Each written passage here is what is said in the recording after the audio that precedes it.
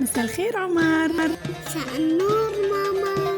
شو رح نعمل اليوم يا عمورة؟ رح نحمل أطيب شاورما في المجرة. أطيب شاورما في المجرة كما قال الشيف عمر. طبعا كل مرة ندير فيها الشاورما تجيني بنينة المرة اللي قبلها. خبز الساج والمخللات أنا نديرهم في الدار، ما نشري والو من برا. أول حاجة كنت غسلت الدجاج ديالي بالليمون والخل والملح وقطعته بهذا الشكل وحطيته دون ريسيبيو، ويلا تشوفوا لمسة ايدين الشيف عمر في تجهيز التتبيلة. يلا ماما إليك الخط، بسم الله. بسم الله. حطيت كمون كزبرة بالشاورما كاري تبيل قرفة قفل شوية فهد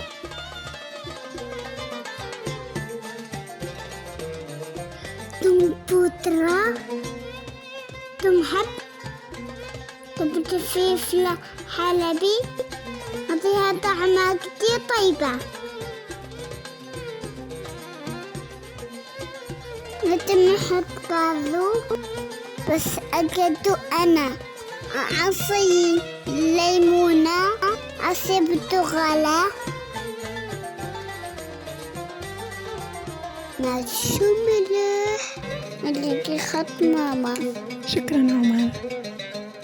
بعد ما الشيف عمر حط لنا البهارات كاملة في الأجواغ نضربهم مليح حتى يتجانسوا مع بعض، بعدين نضيفهم على الدجاج ونخلطهم مليح. هنا الريحة ما نقدرش نوصف لكم، جد خرافية. هنا أنا بعد ما حطيتها على الدجاج وخلطها مليح خليته ليلة كاملة في الفريجيدار. قد ما تخلوا الشاورما ديالكم ليلة كاملة قد ما تجيكم بنينة. ومن جهة أخرى أنا رحت جهزت خبز الساج، بصح ما صورتش لا فيديو، كنت صورت مقتطفات برك كي كنت نطيب فيه.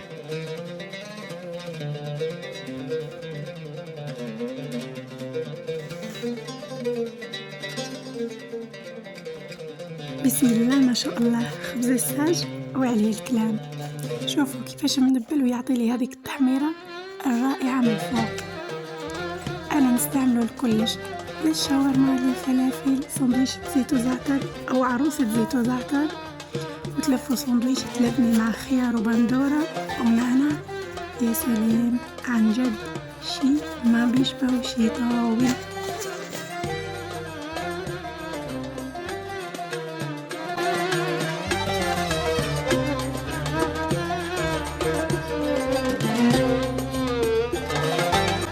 اليوم الثاني نجيو نطيبوا الشاورما ديالنا، نحطوها في زيت تكون سخونه بيان هكذا باش ما تطلقناش السوائل ديالها.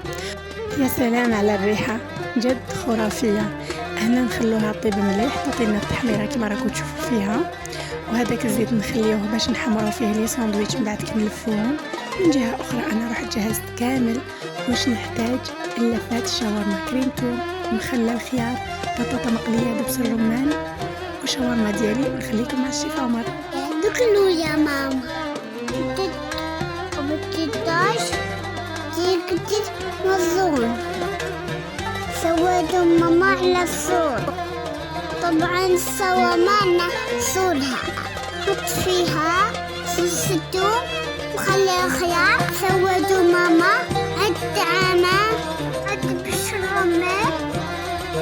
يا سلام، شو هاد اللفة يا ماما. سلام ايدك يا حبيبتي، نظل امراض راحتين وانا اليكي خط ماما. شكرا عمر. هنا رانا نلفو في لي ساندويتش، يعني ما كومش بحاجه اني نقول لكم كيفاش تلفوا لي ساندويتش، كما نعرفوا نلفوا لي ساندويتش تاع الشاورما. صوص الثوم خدمته في الدار، طبعا المخللات خدمتهم تاني، خبز الساج كما شفتوا في الفيديو تاني خدمته جاني هايل. كما شفتوا كنت شريت خبز الساج من برا بصح ما ساعدنيش، كان يتقطع بزاف ما يساعدنيش في لف الساندويشه. بالنسبه لكريم الثوم جاني رائع جدا كما نتاع المحلات واحسن.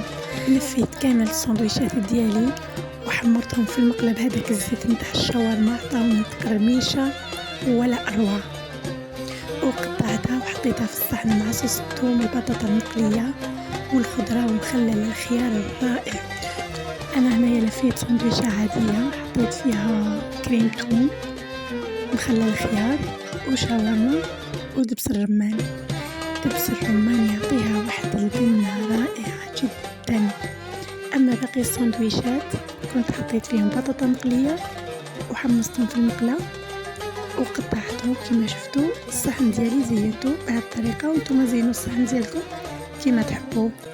المتعة كي تكوني تلفي في ساندويتش الشاورما المالفة تاكليها في المطاعم 400 دينار 500 دينار، تحطي فيها المخللات شغل ايدك، الخبز شغل ايدك، يا سلام شعور خرافي. انا كنت حضرت قدامها خبزة المحمرة اللي كنت دهنتها بصوص الثوم، حطيت دبس الفلفل ودبس الرمان وحمصتها في الزيت نتاع الشاورما. واش نحكي لكم بزاف بنينه. انا كانت تحذف لي المقطع صورت برك هذا وزينت بها صحن العربي تاعي. عمر شايك شاورما تاع ماما خرافية كتير طيبة. سلم ايدي. شكرا عمر، حتينو هنا. ان شاء الله نتلاقاو في فيديو جديد.